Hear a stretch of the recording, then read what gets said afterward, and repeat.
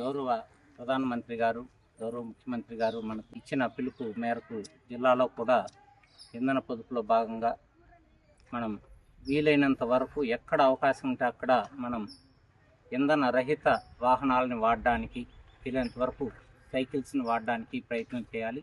తప్పనిసరి పరిస్థితుల్లో వాడచ్చు, కానీ వీలైనంత అవకాశం ఉన్న చోట ప్రతి చోట కూడా మనం దాన్ని సైకిల్ వాడడం కావచ్చు.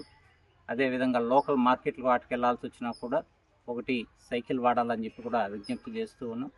దూర ప్రాంతాలకు వెళ్ళాలంటే మాత్రమే దీన్ని రికమెండ్ చేస్తూ ఉన్నారు.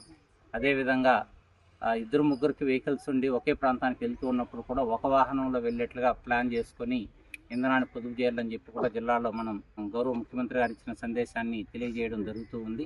ఎలక్ట్రానిక్ వెహికల్స్ వైపు వెళ్ళాలని చెప్పి కూడా సూచించడం జరుగుతూ ఉంది. అదేవిధంగా జిల్లాలో కూడా ఎలక్ట్రిక్ ఛార్జింగ్ స్టేషన్స్ కూడా ఏర్పాటు చేయడం జరుగుతూ ఉంది.